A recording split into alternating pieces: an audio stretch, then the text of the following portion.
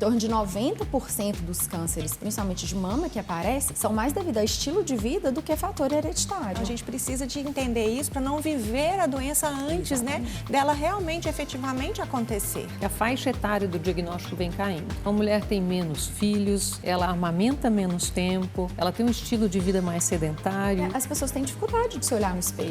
As pessoas têm dificuldade de se tocar. Quando eu tive meu diagnóstico, realmente, assim, eu senti o nódulo. Já tive casos de pessoas que tiveram câncer, mulheres mais velhas, que não se olhavam, não se tocavam de forma alguma. Isso é uma difamação absurda de um exame que salva vidas. Ela não comia nada que vinha debaixo da terra, nada de origem animal, só comia crus e germinados. Com amigas aí que vivem nessas dietas loucas, eu falo assim, cuidado pra você não ficar antissocial. Eu vejo muitas pessoas falando que o açúcar alimenta o câncer, né? É verdade isso? Tenha empatia com o paciente oncológico. Tenha empatia ao ver uma mulher careca. Outro dia eu vi uma moça dizendo que tinha 53 anos e que nunca tinha feito uma mamografia. Ela explicou que sentia medo de descobrir algo. Na mesma semana, navegando pelos portais de notícia, percebi uma manchete repetida em vários sites. O Ministério da Saúde passa a recomendar a mamografia a partir dos 40 anos. Antes, a recomendação era a partir dos 50. Logo entendi que a mudança aconteceu por conta do aumento de casos de câncer de mama em mulheres mais jovens. E aí, pensando no caso da moça que nunca tinha feito a mamografia e no aumento da doença em mulheres mais jovens, fiquei me perguntando: o que estamos fazendo de fato para nos proteger do câncer de mama? Muitas vezes, por medo ou desinformação, esse assunto é evitado e diagnósticos são atrasados. Por isso, no De Bem Com Você de hoje, vamos conversar abertamente sobre câncer de mama, entender fatores de risco, sinais, prevenção e também como cuidar da saúde emocional. Eu sou a Nicele Fonseca e vem comigo conhecer as convidadas deste episódio. Doutora Kerstin Kapp, mastologista cooperada da Unimed BH, especialista em cirurgia geral, mastologia e cirurgia oncoplástica. Seja muito bem-vinda, doutora. Obrigada. A Adriane do Carmo Pedrosa, psicóloga com 20 anos de experiência em psico-oncologia e autora de 2 livros nessa área. Bem-vinda. Está aqui com a gente também a Mariana Gavioli, doutora em fisiologia, nutricionista oncológica e bióloga. A Mariana é sobrevivente do câncer de mama 2 vezes, né, Mariana? Seja bem-vinda. Muito obrigada. E claro, gente, Isabela Hoffman, sempre presente. Sempre juntas. E vamos lá, né, Isa, falar desse assunto que tanto nos interessa, né? E a Isa, gente, vou compartilhar com vocês. Eu sei que ela morre de medo do câncer de mama. Muito. Né, Isa? Tem histórico na verdade, aí? Tem histórico na minha família. Eu tenho uma prima que teve com 17 anos e agora uma tia. A tia é parente dessa prima? Irmã da minha mãe. Não, a minha prima é de 3º grau e a minha tia é de 1º grau. Ela com 17 anos, câncer de mama? 17. Muito nova, né? Muito, sim. Esse histórico familiar, ele tá ali entre os principais fatores de risco, né? Vamos começar a falar sobre isso? Sem dúvida, isso é importante. Agora, quando você diz que a sua prima, que é uma prima de 3º grau, parece que esse parentesco é um pouco mais longe. Né? E possivelmente isso não interfira no seu risco pessoal. Se a gente desenhar aquele heredograma para entender, né, onde que está a sua tia, já seria mais relevante. E ela tem 65 anos, talvez é mais comum nessa idade? Exato, muitas vezes isso é só um caso incidental, ou seja, é tão comum a doença que às vezes ela aparece realmente. Eu costumo dizer que todo mundo tem um parente que já teve câncer de mama, uma avó, uma tia, né, uma prima. É bem comum, né? Então, possivelmente, se a gente imaginar o seu risco, isso nem seja tão grande, o que não tira de forma alguma a experiência pessoal de ter um familiar com doença e tratando. E a gente acaba que quando a gente recebe o diagnóstico da família, todo mundo assusta, né? E a Nicele até me perguntou: Isa, você já fez mamografia? Eu falei, desde os 25. A primeira vez eu fiz com 25, depois eu fiz com 30, 32, 33, eu estou com 36 e já fiz esse ano de novo. Então, assim, eu acompanho, sempre acompanhei. Minha mãe já teve alguns nódulos também, não eram malignos, mas teve que tirar, então...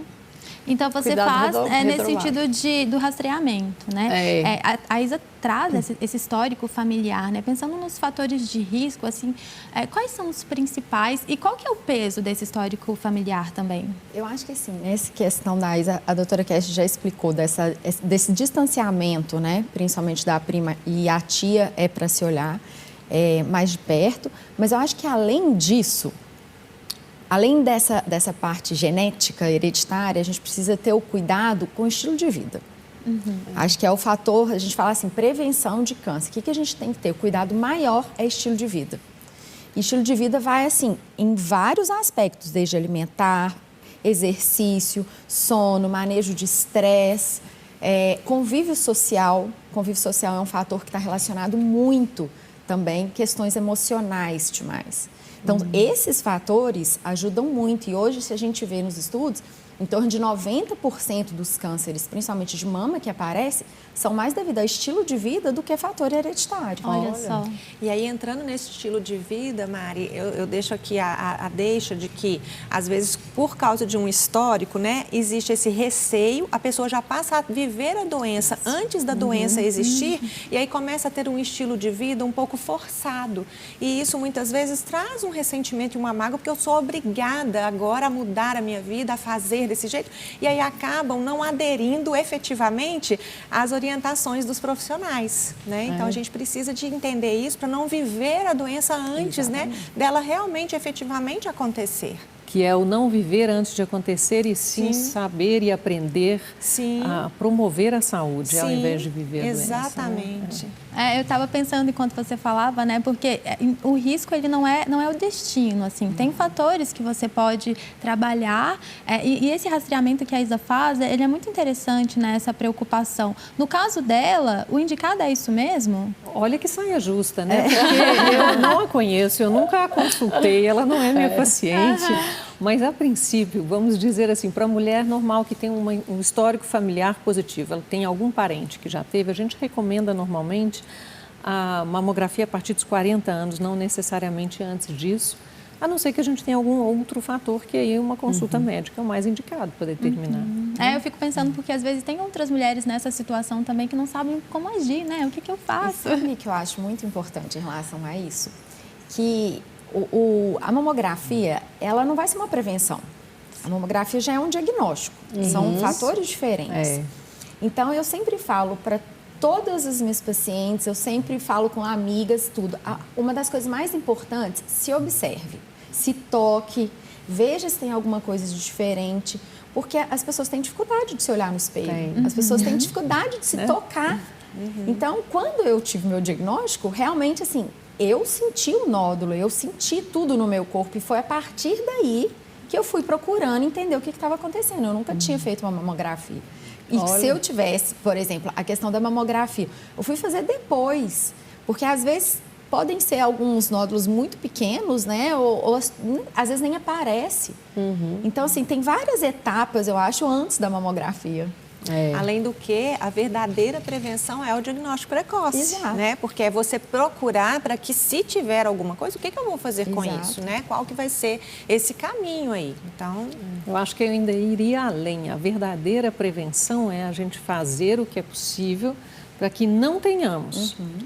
Né? Existem poucas coisas que estão ao nosso alcance, mas que é a atividade física, uma vida saudável, um peso corporal adequado, né? O manejo de estresse. Exatamente.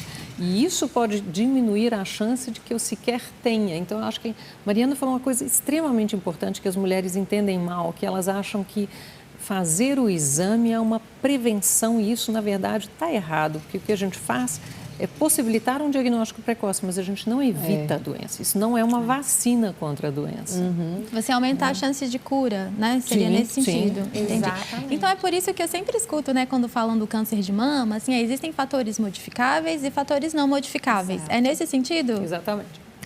Então, seria, no caso, os fatores modificáveis, a questão da obesidade, que é muito falado, né? Então, um estilo de vida saudável, né, ajudaria nesse sentido. Exato. Agora, na genética ali, a gente já não consegue modificar, seria nesse sentido mesmo. Exato. Mas que também não é uma sentença. Falando da epigenética, né? Sim. Que já está aí, a questão da epigenética, que já existem estudos que mostram que um comportamento e estilo de vida, ele pode mudar e alterar essa questão genética, né?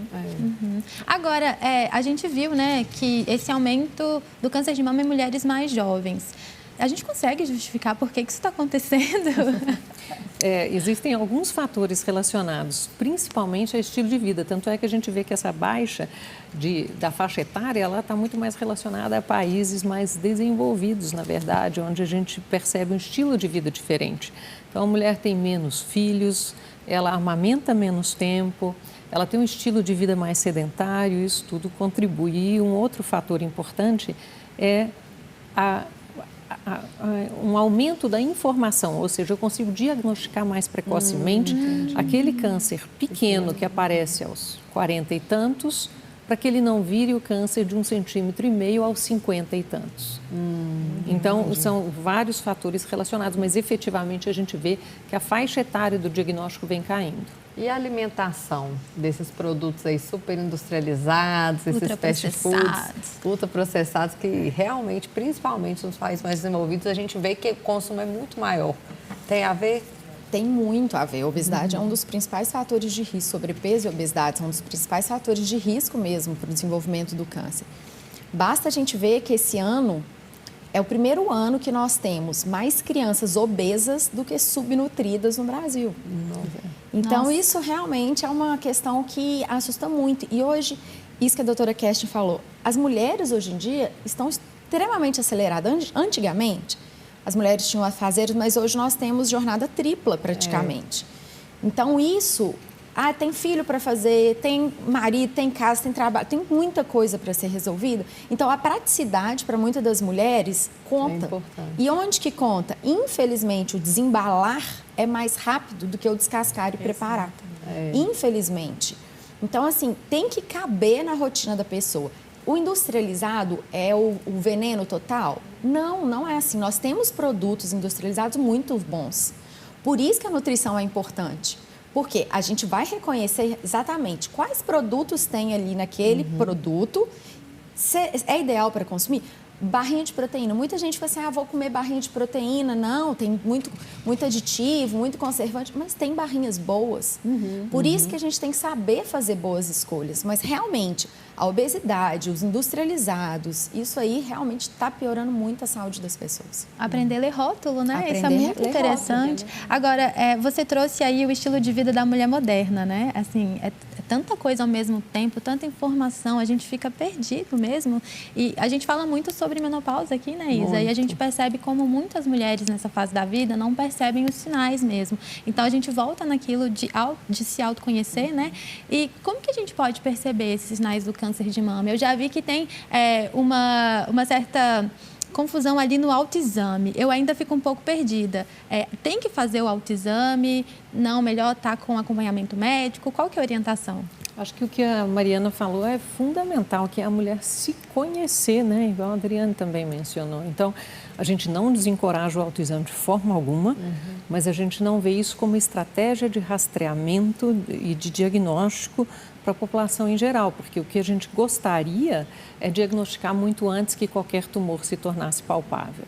Mas dentro de uma saúde integral, entender como é que funciona o corpo se apalpar é de extrema importância. Eu digo que se você tiver uma espinha no nariz, você vai ver, porque você se olha no espelho, olha o rosto no espelho, mas não olha o resto do corpo. E tem algum outro sintoma, sem ser autópsia? Vai além disso, né, doutora Kerstin? Que não é só o nódulo. Então, assim, uma vermelhidão diferente, a textura da mama se muda, mamilo que começa a ter um formato diferente. Então, essa é a importância de se observar mesmo. Gente, o espelho está ali na sua frente, você toma banho, para um pouquinho e se olha. Isso é extremamente importante. Então, não é só um creme no corpo, né? Eu falo, gente, passa um creme no corpo. Não é possível que você não olha, né? Agora, não adianta achar também e não querer ir lá para poder saber o que se trata. Porque às vezes pode não ser realmente alguma coisa importante.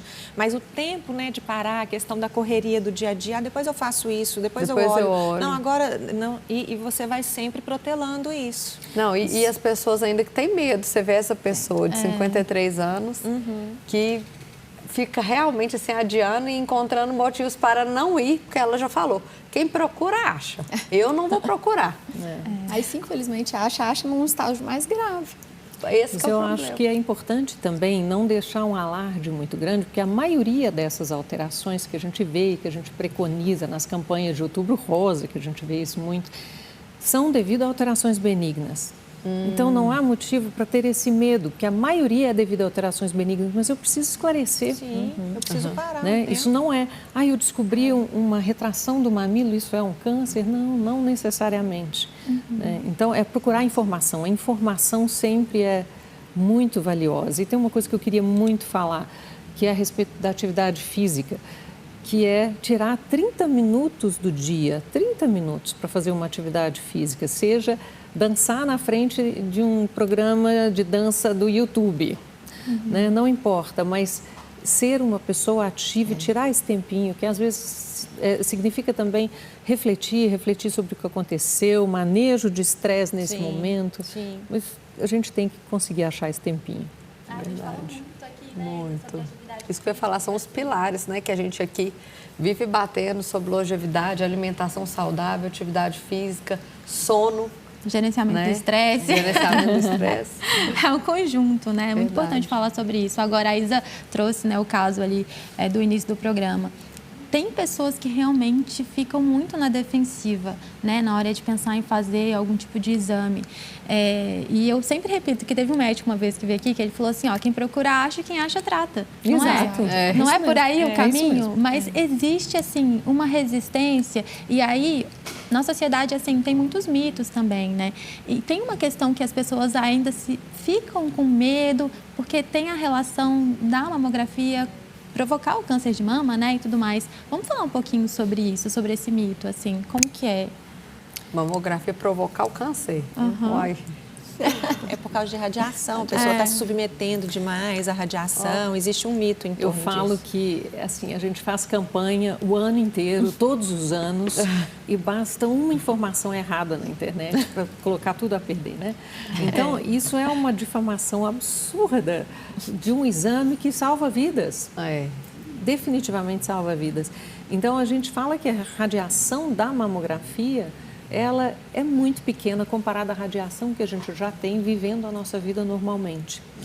Então, isso não altera em absolutamente nada o risco, não altera o risco de câncer de tireoide em absolutamente nada, que isso também foi um mito que aconteceu durante um tempo, as mulheres pedindo uma proteção para a tireoide, e a gente questiona até mesmo como é a proteção de uma mãe grávida, se ela é necessária ou não, porque a radiação realmente é muito pequena. No entanto, importante dizer que a grávida vai ter segurança para fazer numa determinada fase somente da gestação e que esses exames não são de rastreamento. Eles são porque houve alguma coisa alterada que precisa ser investigada.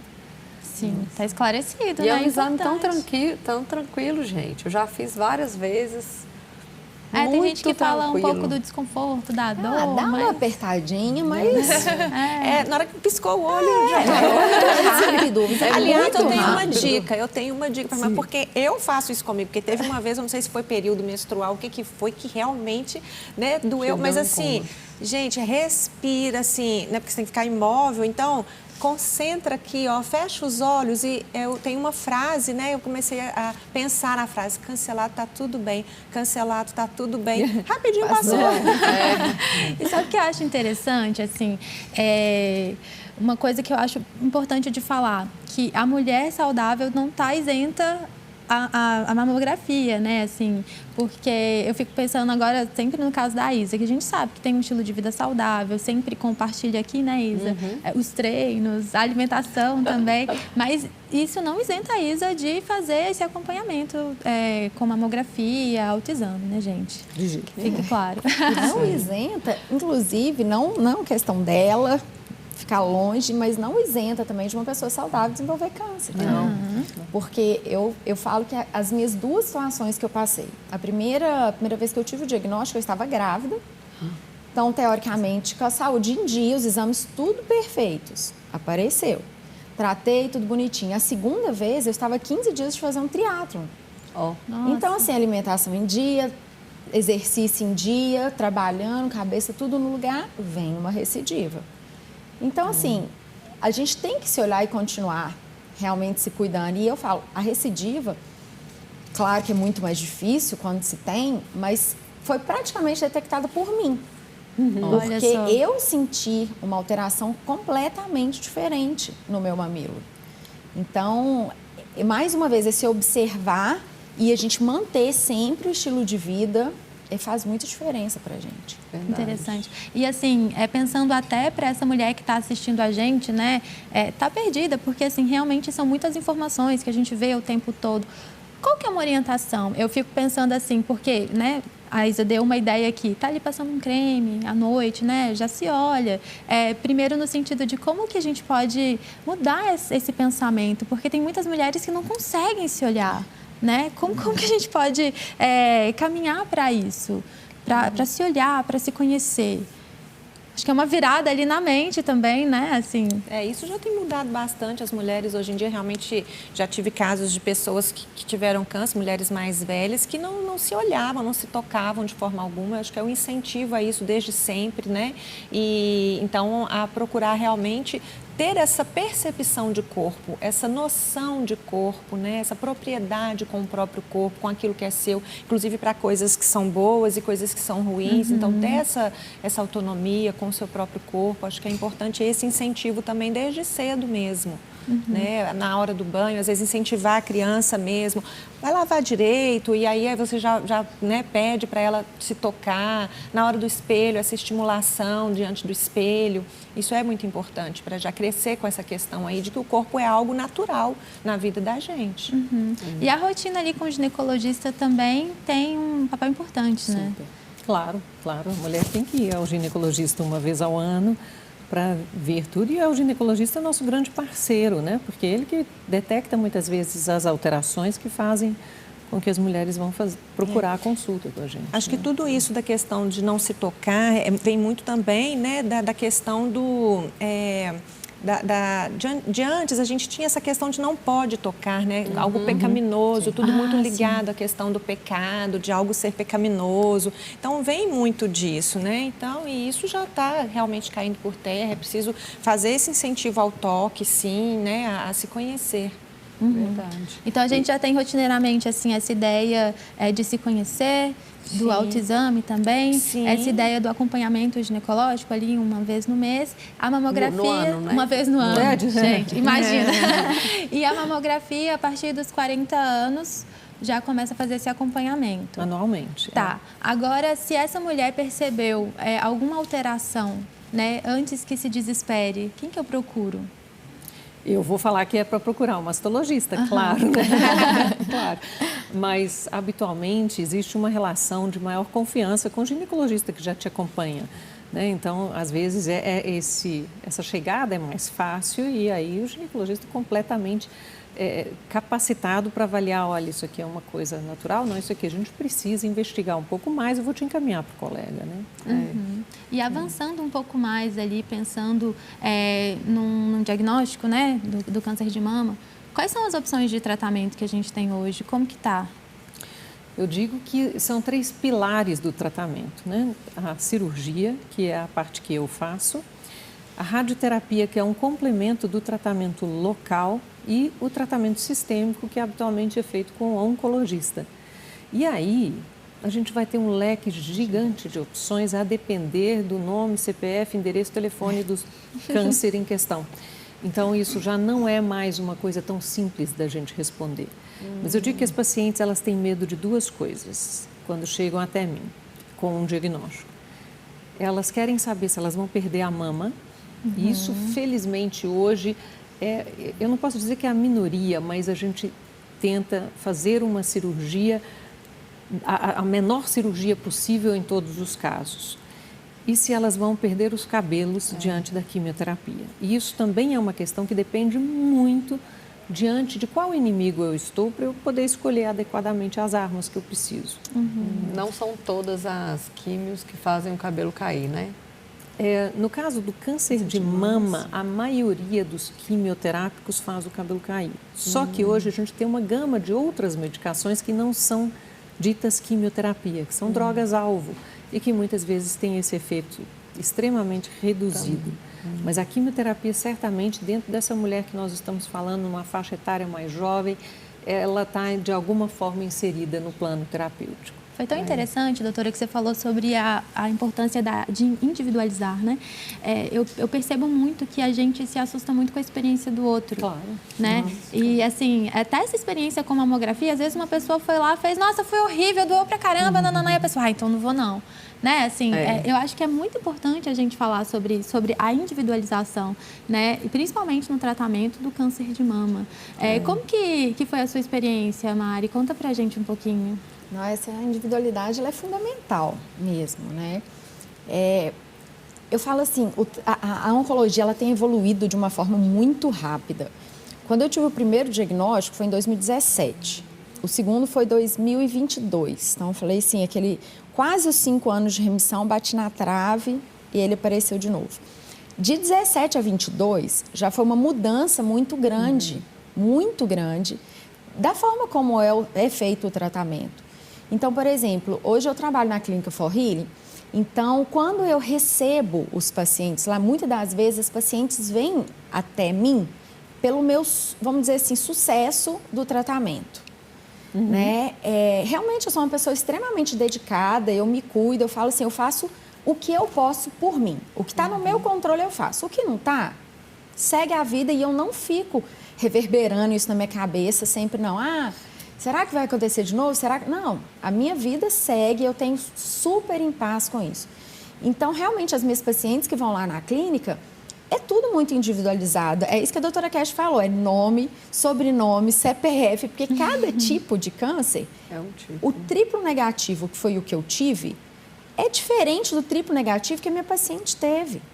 Então, somos pessoas diferentes, são genéticas diferentes. Então, quando as meninas chegam lá na clínica, o nosso trabalho lá junto, ele faz realmente a gente olhar para o indivíduo. E isso é super importante. Porque eu tenho que saber se ela gosta de uma batata ou se a outra gosta da mandioca.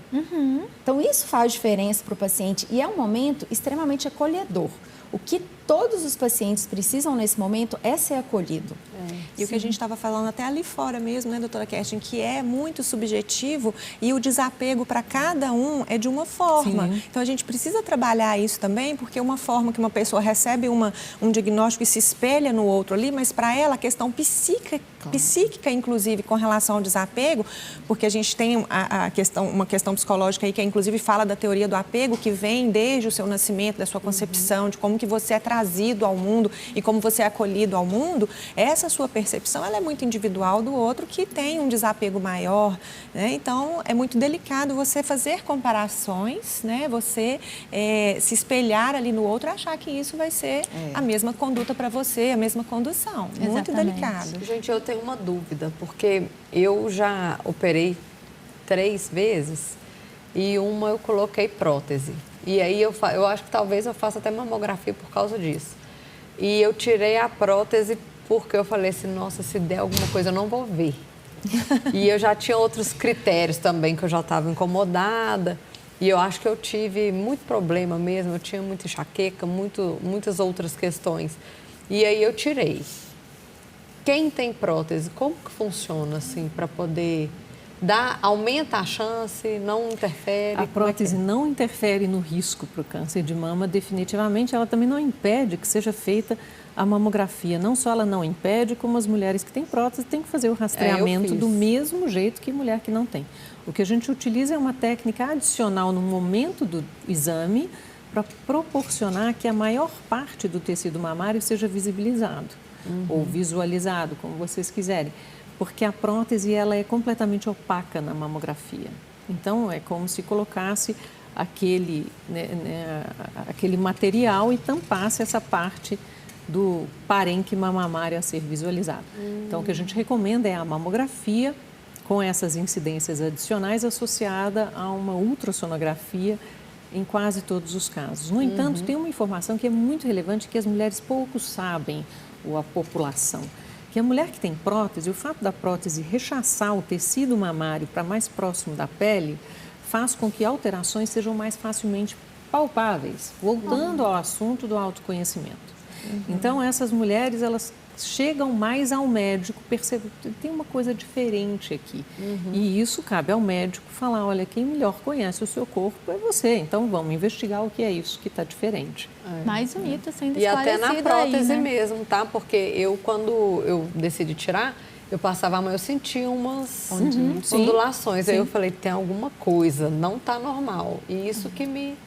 Aí eu corri pro médico, né? Fui no ginecologista, então né? eu vou contar um segredo. Eu tenho prótese há 25 anos, né? E faço acompanhamento já, né? Sempre. E a mamografia da mesma forma, não vejo alteração nenhuma. Agora, recente, eu tive a mudança na prótese, inclusive que me acendeu um alerta. Corri para minha médica.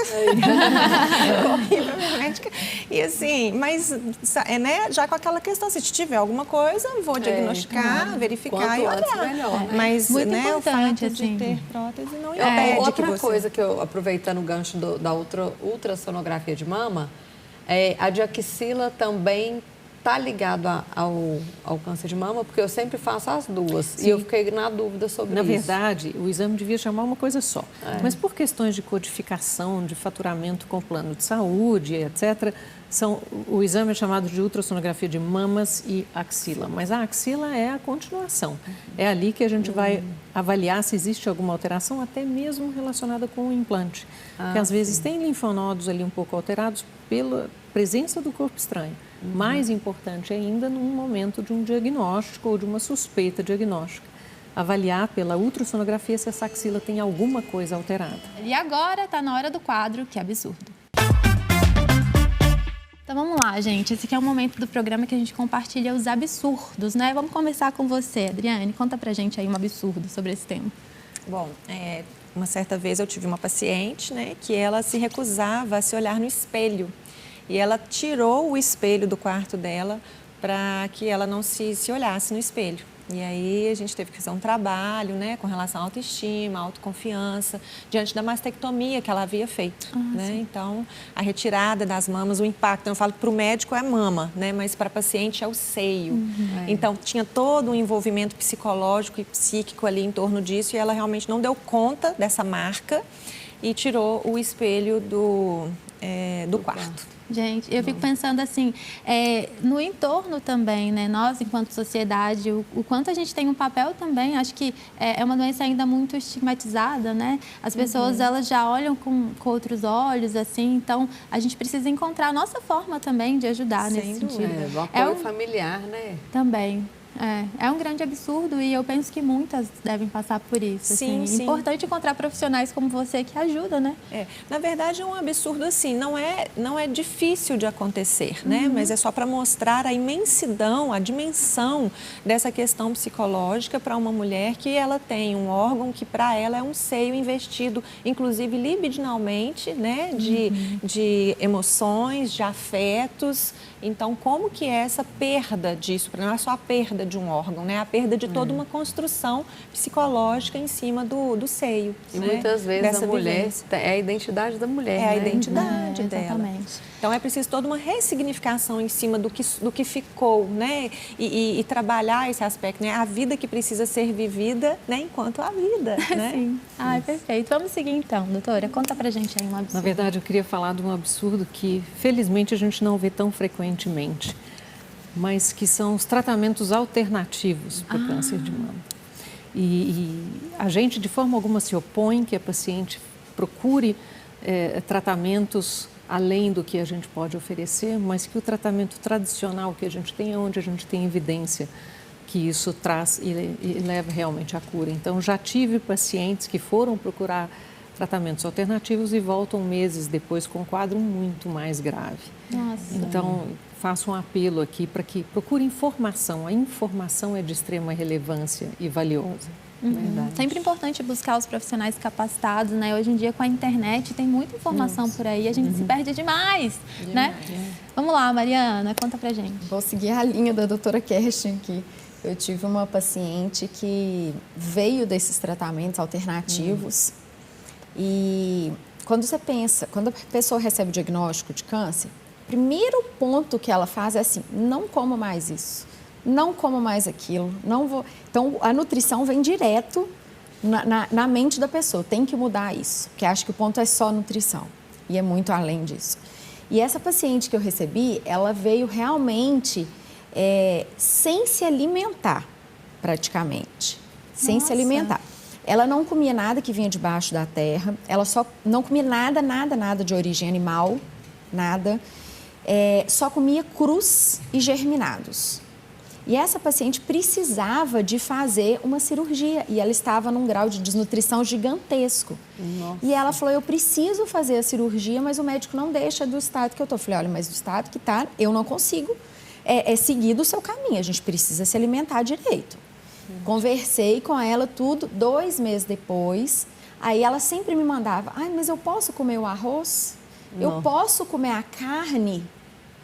E foi assim, difícil. Uma crença, né, a respeito. E depois que esse tipo de informação entra, gente, né, para desfazer isso, é complicado. É muito difícil. Então, essa paciente me chocou bastante, sabe? Porque eu falei, gente, e super esclarecida, não é?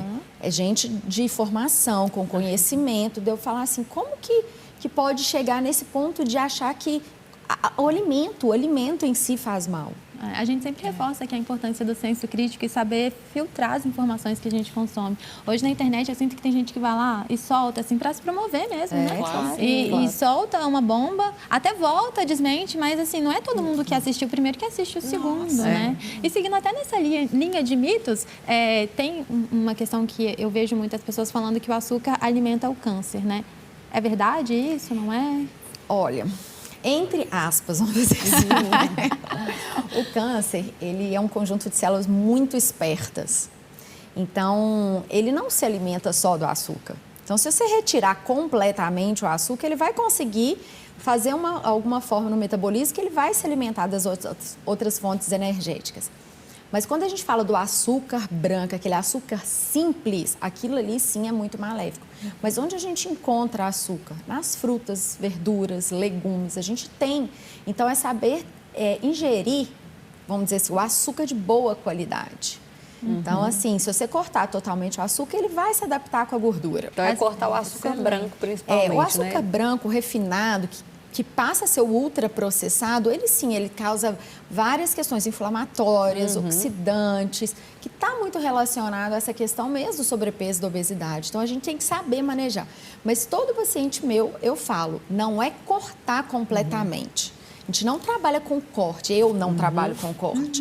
Você vai num aniversário, tem um docinho, ok, se permita estar presente. Então, é muito assim, aqueles 80-20, 80% da sua rotina, mantenha bonitinho. 20% te dê a oportunidade de se alimentar de uma coisa diferente também. Porque eu acho que além de quando uma pessoa, igual essa paciente sua com essa dieta tão restritiva, a pessoa ainda vai ficar sozinha, porque não vai sair mais. Não vai para um jantar, não vai para um almoço, não vai confraternizar. E foi exatamente isso que ela trouxe para mim. Ela falou que o marido dela estava com dificuldade de conversar com ela. Porque o marido dela chamava para sair, ela não sai porque não podia comer nada. A família queria fazer uma coisa, não fazia nada. É complicado. Eu falo isso muito assim com amigas aí que vivem nessas dietas loucas. Eu falo assim, cuidado para você não ficar antissocial. Se permita pelo menos participar de uma festa, de uma confraternização e comer alguma coisa. Porque quando você também não come nada, você fica antipatizada, né? Acho que é importante até isso, porque hoje, de novo, com a rede social, tem muitas dietas restritivas que as pessoas começam de novo a copiar pessoas da rede social. Então, tá a importância de profissionais capacitados, né, para orientar nesse sentido. E trazendo um pouco, né, vocês falaram, né, a pessoa acabou ficando até antissocial, teve uma questão ali dentro de casa. Quais são os principais impactos emocionais do câncer de mama na vida de uma mulher? Olha, acho que talvez seguindo essa linha social, isso vai trazendo um isolamento, né, um senso de isolamento da pessoa, que ela vai se fechando, né, e isso vai deteriorando o estado emocional dela, né, e a gente fala muito, até a gente tem lá na clínica um trabalho, né, com grupos, com mulheres, para poder realmente trazer vínculos, né, criar vínculos, né, estar sempre também com a família, trazer sempre a família família para essa rede de apoio, para estar perto, para que não se distancie, porque essa parte social é muito importante. A vida, ela continua, né? Eu não posso pegar a minha vida, vou colocar aqui do lado enquanto eu faço tratamento, enquanto eu estou com câncer, vou colocar do lado a minha vida aqui, na hora que acabar tudo isso, eu vou voltar a viver. Não existe isso de voltar a viver, né? Você precisa continuar a vida, né, diante do que se apresenta. E aí você vai adaptando, você vai remodelando, reformulando, até que você consiga ressignificar tudo e exista um outro processo, você passa por outros processos. Eu vou dar até meu palpite como paciente também, quando eu enfrentei tudo isso. Uma frase que você falou, e eu sempre falo dela também, câncer não é diagnóstico de morte. Já passou muito essa época, as pessoas ficam muito com essa palavra, a palavra câncer ainda pesa muito. A sobrevida é infinitamente maior que a mortalidade. Só que a notícia ruim, ela gera mais sucesso, né? Então, de tudo isso que a Adri falou, dessa questão do isolamento e tudo, o que eu, Mariana, senti durante tudo isso? Primeiro, a gente tem um julgamento muito grande da sociedade ainda. Então, eu sempre peço a todos, gente, tenha empatia com o paciente oncológico. Tenha empatia ao ver uma mulher careca. Ela não está careca por escolha. Ela está careca porque ela está cuidando da saúde dela. E outra coisa, a gente nunca sai depois do tratamento aquela pessoa que a gente foi antes. Nunca. Então, assim, guardar na caixinha, isso que a Adri falou, guardar na caixinha para depois virar ser uma nova pessoa, não. Vai virar uma nova pessoa. Mas é um caminho. É um caminho. Eu, inclusive, eu não era nutricionista no meu primeiro diagnóstico. Eu me tornei nutricionista a partir do momento que eu vi o tanto que a nutrição era fundamental durante o tratamento oncológico. Então, é se reconhecer, é conhecer aquele novo eu que está chegando, se permitir a não ter aquilo que te incomodava. Então, aquela pessoa, vamos dizer assim, aquela pessoa que você convivia, que você tinha obrigação de estar com ela, não quero mais, é uma fase nova da minha vida. É a reconstrução. E a psicologia me ajudou, assim, infinitamente durante o tratamento para eu enxergar vários pontos. Eu tinha um quadro branco e, a partir daquele quadro branco, eu fui começando a reescrever minha história. Então, hoje eu falo que o câncer é uma nova oportunidade de vida. De repente, você desprender de tudo que você estava carregando ali com muito sofrimento, né? Aquelas pessoas que você já queria ter dado um ponto final e não conseguiu. Não pessoas, como estilo de vida mesmo. Tudo, né? E não achar que é a sentença de morte, né? Que a Mari falou, essa sentença de morte. Eu já tive um caso, inclusive, que poderia entrar na questão dos absurdos, né? Mas de uma pessoa que, na possibilidade de um diagnóstico, nem foi uma coisa que foi realmente efetivada, ela já chegou para mim no consultório dizendo, estou procurando formas de me matar sem dor. Né? Já procurando na internet, olhar formas de se matar sem dor, porque ela não queria ser esse peso, e aí volta na questão social também, esse peso para a família, que muitas vezes os pacientes também se sentem peso, né? Acham que vão dar trabalho para a família. Então, isso né, assim, por conta dessa questão de achar, inclusive, que é uma sentença de morte ou que vai conduzir por essa forma, que vai sofrer, que não vai conseguir viver, que não vai conseguir fazer nada sozinha mais. Né? Existem muitos mitos relacionados a isso ainda. Muito grave isso, né, que você está trazendo. Sim, o câncer, a gente está falando de fatores de risco para o câncer, né, mas o câncer, ele por si só, ele é um fator de risco para a saúde emocional. Nossa, total. E é interessante, né, porque a gente busca muita informação produzindo um programa, né, Isa? E eu começo a perceber a importância da informação, né, a informação chegar nas pessoas. O câncer, pela minha apuração, pelo que eu vi, mexe muito com a autoestima da mulher, a forma como essa mulher se vê também. E aí, né, nesse processo todo de apuração, a gente vai encontrando profissionais, assim, tem muitos projetos legais, cara. A gente se deparou com a Liana Brito, ela trabalha com micropigmentação, ela tem uma formação internacional, né, ela faz a micropigmentação paramédica e estética também. Ela tem um trabalho lindo. Vamos conhecer um pouquinho mais do trabalho dela. Há 9 anos eu venho trabalhando com a micropigmentação reconstrutora, que é uma técnica que redesenha a areola numa perspectiva tridimensional. Neste tempo eu tenho percebido sentimentos como medo, insegurança, baixa autoestima serem transformados. Eu vejo as pacientes, é como se elas estivessem carimbando o passaporte no final de um tratamento. A partir deste momento, elas começam a se olhar com mais carinho para elas mesmas ao espelho.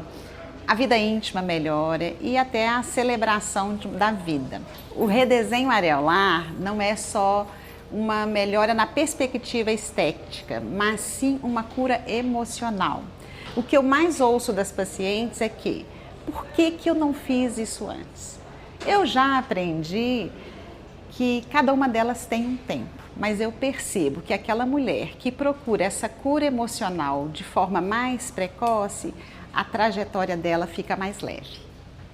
Ai, maravilhosa. Eliana, muito obrigada, viu? Assim, essa fala dela enriquece demais aqui a nossa troca. E a Eliana, vou contar para vocês aqui que ela tem um projeto dentro de onde ela atende mesmo, voltado para mulheres que passaram pelo câncer de mama, né? Ela apresenta uma tabela com 4 opções de pagamento e uma dessas tabelas é pague o que puder, né? Então, isso para adequar dentro da realidade de cada uma. A pessoa, ela vai escolher o quanto que ela pode pagar e foi a forma que a Eliana encontrou de tornar esse cuidado possível, né? Acessível. Então, para quem está assistindo a gente agora, se você quiser conhecer mais sobre o trabalho da Eliana, lá no Instagram, ela tá no @LianaBrit. Como se fosse o Brito, mas sem o O, né? Liana Brit. E lá no WhatsApp também, ó, no 31987755226. E é interessante que ela falou um pouquinho ali, mas nos bastidores a gente conversou com ela, ela disse que poucas mulheres procuram ela. Ela atende poucas mulheres que passaram pelo câncer de mama. E aí a gente fica pensando se há uma falta de informação, se os médicos não estão expondo todas as possibilidades do que se pode fazer, né? Como que vocês avaliam isso? Olha, o que eu vejo é que as mulheres que precisam fazer o que a gente chama de centralectomia, muitas vezes, ou a retirada do mamilo e areola por completo, a maioria não quer no primeiro momento. É impressionante. Isso tanto no sistema de saúde privada como no sistema único de saúde. Acho que num primeiro momento elas ficam tão esgotadas pelo próprio tratamento e felizes por manter um formato e um volume mamário que faz com que elas considerem isso menos importante. O que eu sugiro é, então, que elas adquiram um mamilo e areola de silicone, que é semelhante àqueles sutiãs que a gente gosta de colocar debaixo de uma roupa mais transparente ou coisa assim, que é uma plaquinha de silicone que adere à pele e que devolve aquela integridade física na hora que você se olha no espelho. E a partir disso, muitas mulheres procuram a Liana. Eu encaminho muitas pacientes para a Liana. Mas eu posso contar nos dedos as que efetivamente fizeram. Isso é muito impressionante. Eu posso falar por minha causa, porque eu fiz. Eu retirei uma areola toda na recidiva. E eu enxerguei no vídeo dela, o vídeo passando na minha cabeça realmente. Então, é difícil até eu explicar, porque eu nunca sofri demais pelo fato de eu ter feito a mastectomia, de ter reconstruído a minha mama. Eu sempre fui muito mais agradecida do que sofri pelo processo. Que lindo. Então, mas quando eu fiz a micropigmentação e que eu olhei no espelho, eu falei, eu não sabia que eu podia ter isso assim de novo. E realmente foi uma coisa que eu respirei muito, falei, nossa, obrigada por essa oportunidade. E realmente as mulheres precisam ter mais conhecimento, precisam fazer. É indolor, é uma agulhinha que eu falei, quem já passou pela mastectomia, várias cirurgias na mama, é muito leve e fica muito bonito o trabalho, é muito bonito mesmo.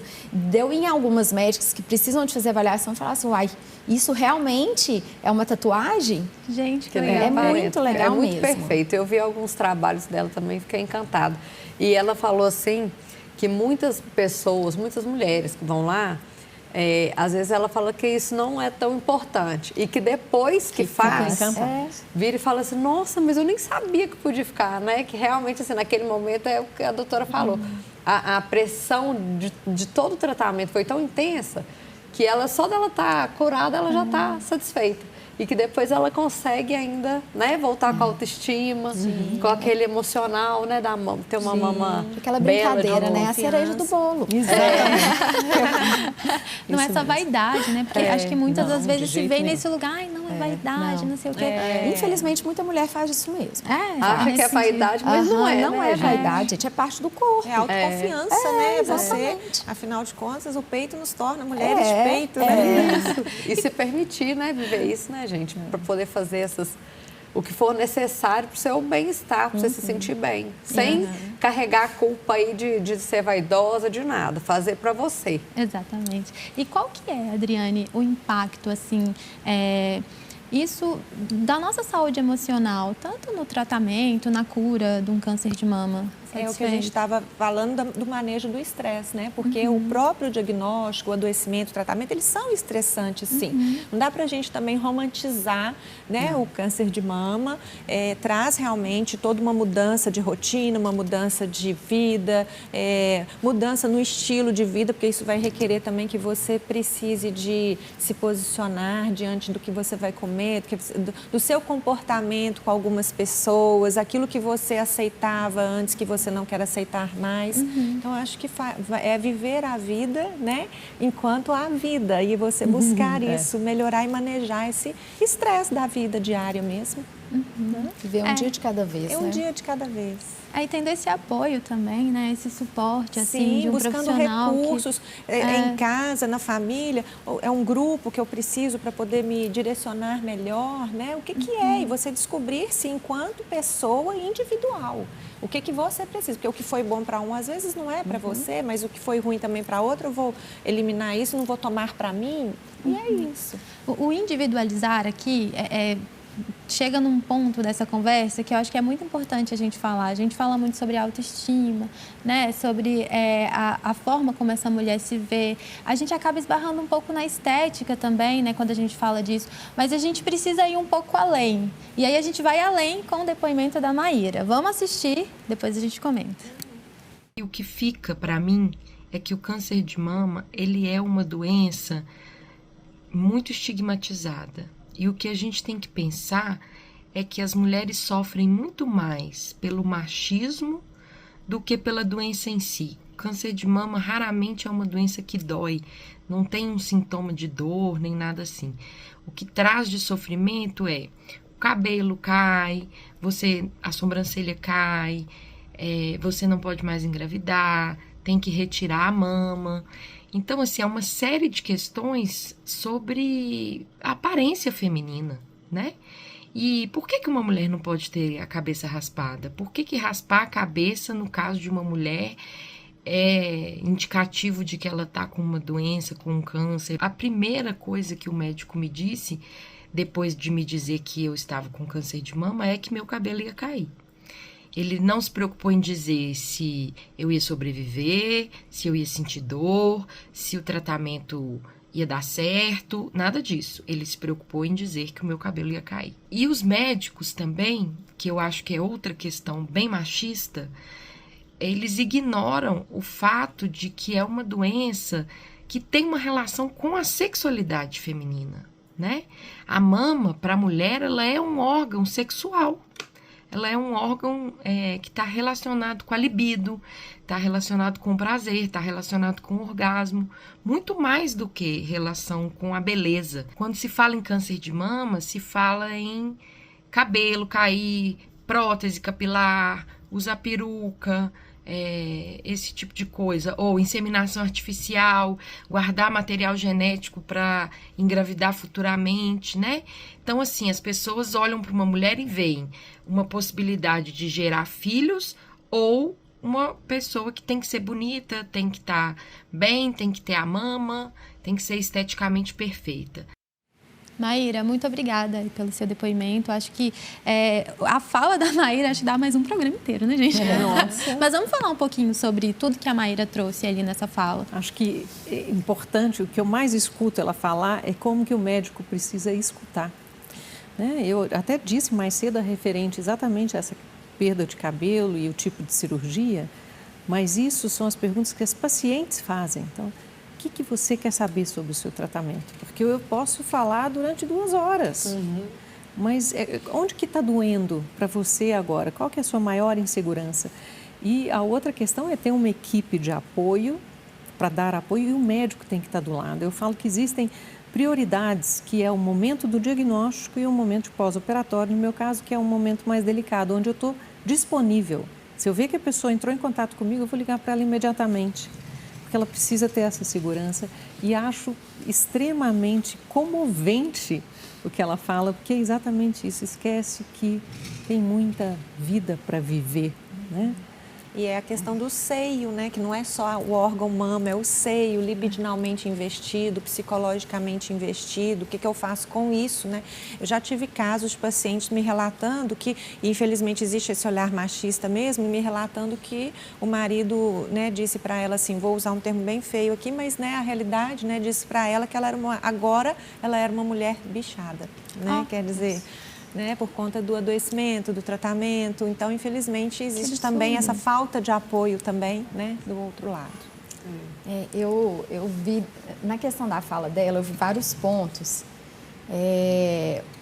Eu sou uma pessoa, não é questão de feminismo, não é nada, mas eu trato com médica mulher. Eu gosto minha oncologista, minha mastologista, minha ginecologista, todo mundo mulher, porque a mulher entende melhor a mulher. Então, quando eu fui fazer a minha mastectomia, na época, a médica virou para mim com muito cuidado. Ela falou, você é muito jovem, eu vou fazer de tudo para que seja menos, o máximo de cuidado possível, menor lesão possível, tudo, porque você tem que ver. Porque então ela se coloca no lugar do outro. Então, é muito importante essa questão de se colocar no lugar do outro. E essa questão do cabelo, eu lembrei, até dói ainda, sabe? Quando eu tive o diagnóstico, eu fui para o INSS para fazer o afastamento e tudo.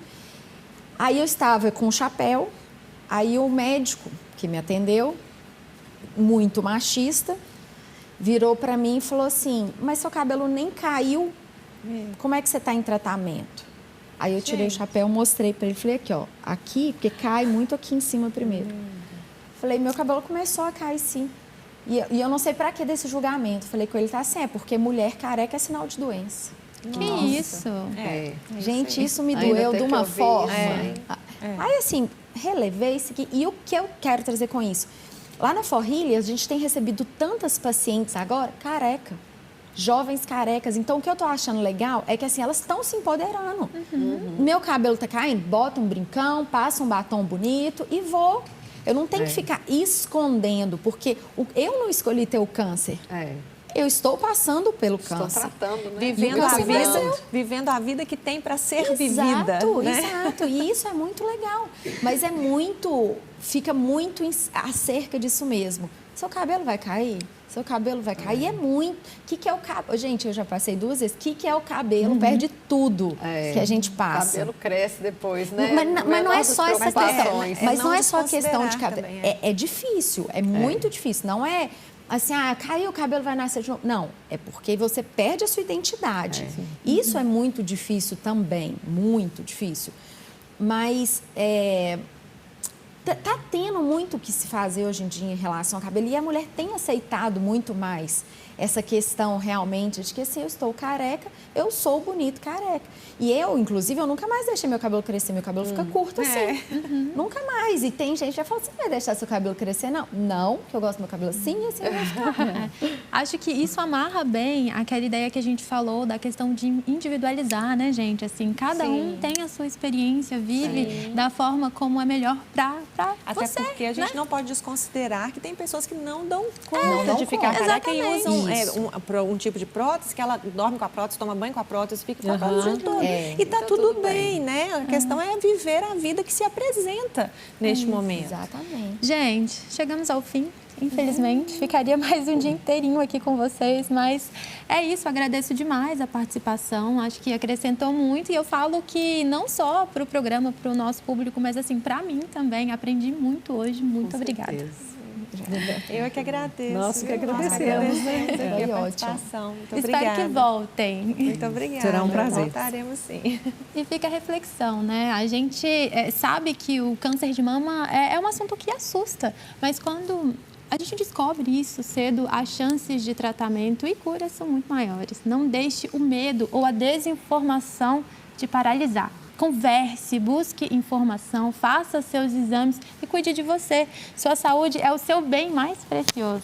Compartilhe essa conversa com outras mulheres e procure sempre a ajuda de profissionais capacitados. A informação correta pode ajudar a salvar vidas. É isso, De Bem Com Você fica por aqui. Lá no YouTube você encontra esta e outras edições do nosso programa no @tvhorizonte.oficial. No Instagram, participa das nossas enquetes, interage com o nosso programa no @tvhorizonteoficial. Muito obrigada pela sua companhia. Nos vemos no próximo programa. Tchau!